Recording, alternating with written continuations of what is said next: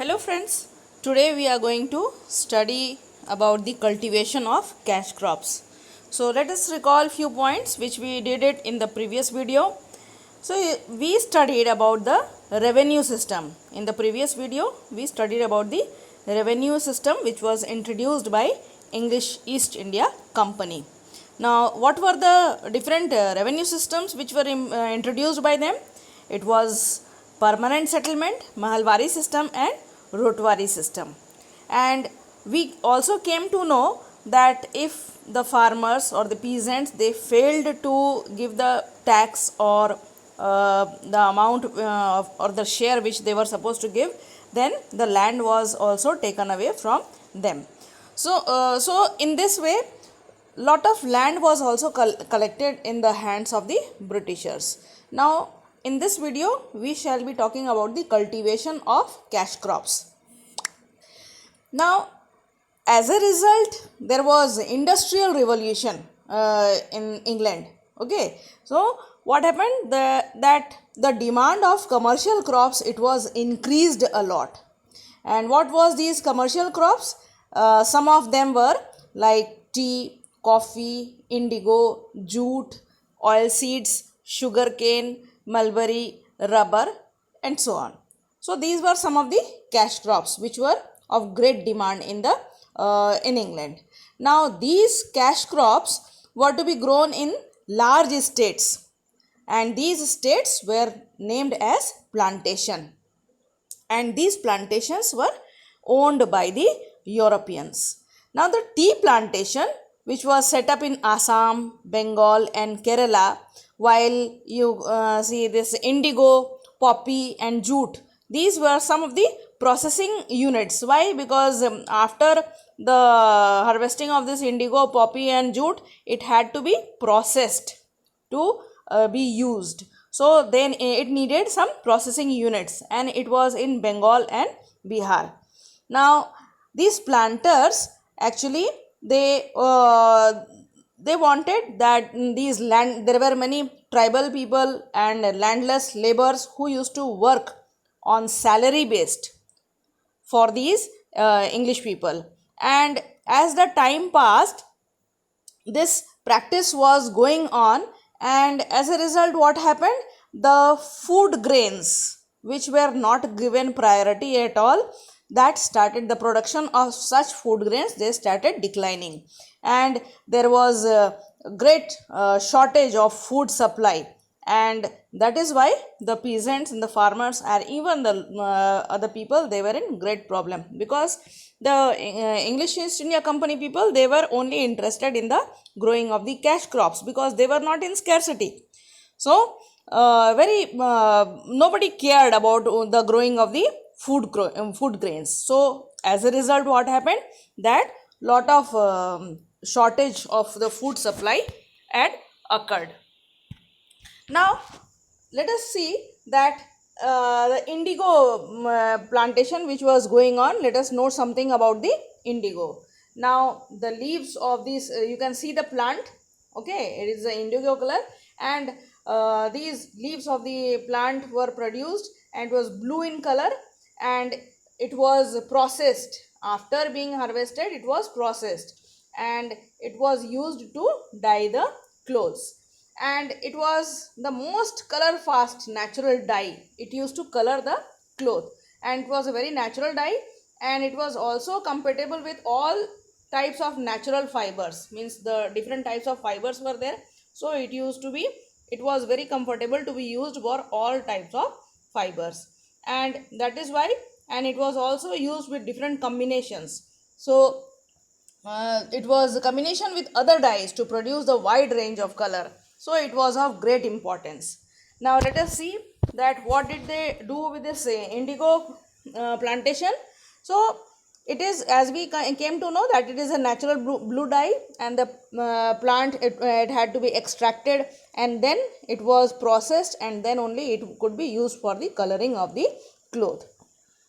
It was very popular dye, in India, and was also exported to be used in English textile industries. So it was of great demand because it was having also the value which was in the other country. So it was exported also to the English textile industries. And as the demand went on increasing, so the planters, they used to plant these indigo in the wider range. And as the expansion of the cotton production in England, that was the cotton production in England had increased a lot. So what happened, these indigo were used for the coloring, and as we came to know that it was compatible with all types of natural fibers, and it could be used in combination with other dyes also. Okay, so that is why it was of great importance. And ultimately what happened, in the by the end of the 18th century, the demand of indigo had increased a lot. And when there was a great demand, then the colonial government, they wanted to meet those demand, means they wanted that they should be able to supply the great demand and they will be getting lot of profit. So what they did, they started encouraging the plantation of indigo in Bengal. Then in 1910, India dominated the indigo market because the quality of the indigo which was grown over here, it was of great demand, it was of good quality also, and that is why the trade also started growing up. And it was also giving high returns. Then many Europeans, they started coming to India. Why they came to India? They just wanted to become planters and then earn lot of money and then return back to their country. So many European people, they came here to just become the planters. Okay, so now we will be knowing about the system of indigo production. The system of indigo production. In system of indigo production, let us see, this image is there. That is the image of an indigo factory during the British period. This is an image of indigo factory where the processing was done, and then the farmers, the peasants, they had to supply the Britishers with the finished goods of the that dye, and then only those dyes were supplied. Now the system of indigo production, it was having two types of systems. One was the riot and one was the niche. Now these riots, riot system, the planters, they entered into the agreement with the riots. Riots, as we had done in the rotary system, that these riots were the cultivators. Okay, now the planters, they were the European people. So they went with the agreement of the riots. Okay, and these planters, they gave lot of money in advance and at a very low rate of interest. Why this was given? Because they wanted that the riot should cultivate indigo. So for this reason, they gave money in advance, which was only for the benefit of the Europeans. It was nowhere for the benefit of the farmers. That you have to remember. Then these planters, they provided seeds and tools, and while cultivation, they also took care of the crops. So here, however, what happened? The cultivators, they were committed to grow indigo, and at least 25% of the area under him. Okay, so what happened? The food crops, they could not grow those food crops. They had to work under the circumstances given by the planters.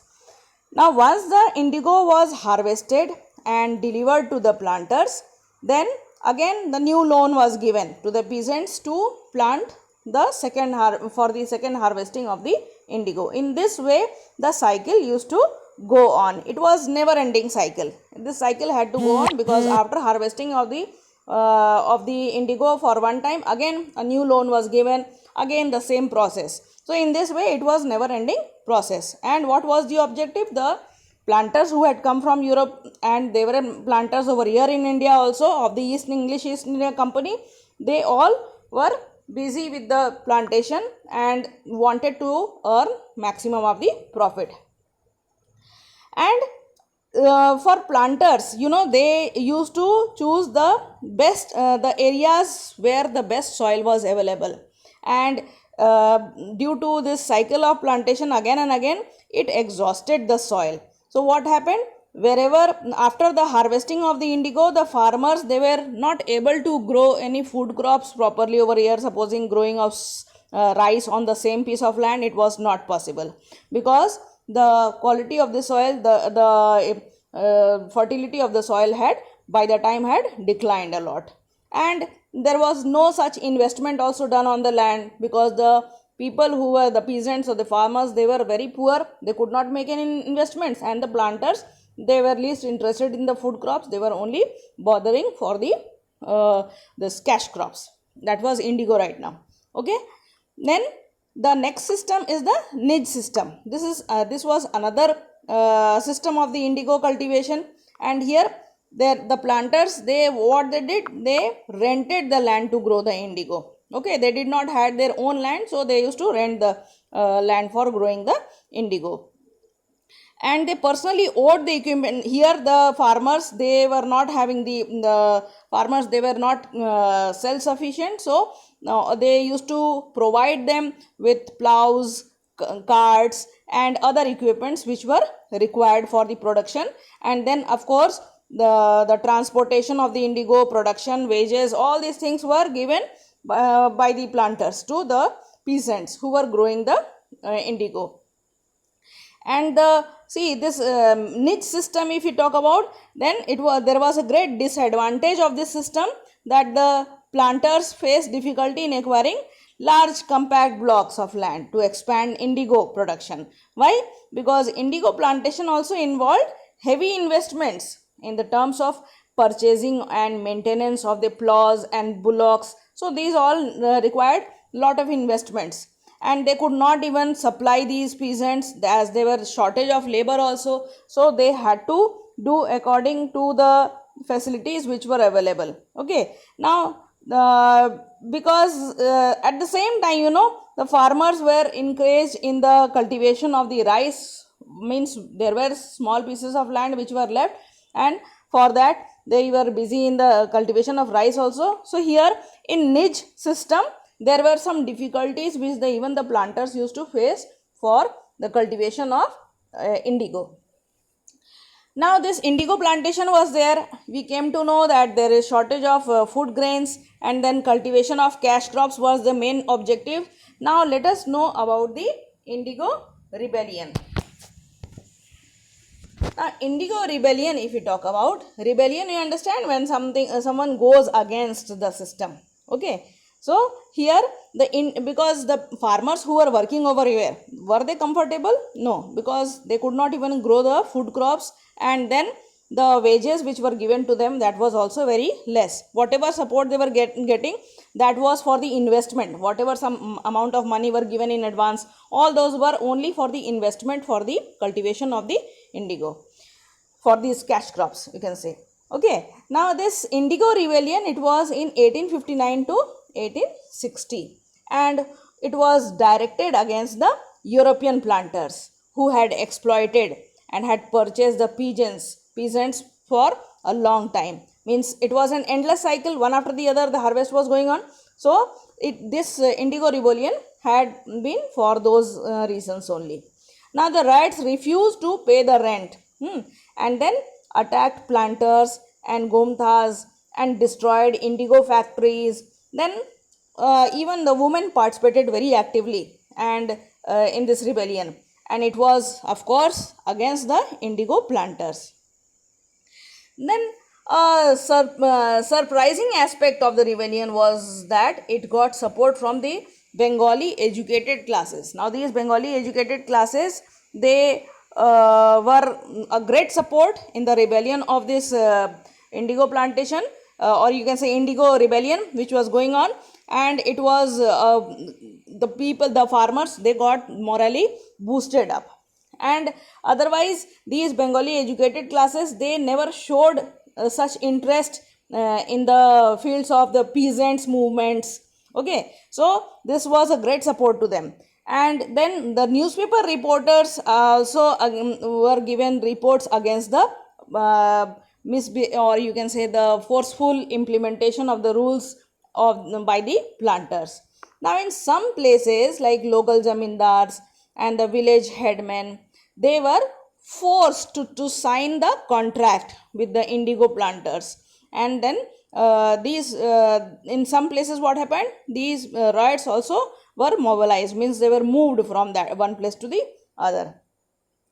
The officials of the government intervened in bringing the situation under the control, but it was not possible because the people, they were now revolting against the indigo plantation, as they were suffering a lot for the food grains also. And then there was an indigo commission, there was an indigo commission which was set up, and it was for the guilty planters who were forcing the indigo plantation and not caring for the farmers. Now what happened, the riots, they were forced to cultivate the indigo in Bengal, and after this, indigo planters shifted their operation to Champaran and Darbhanga, which is presently in Bihar. So this was the type of rebellion which had occurred.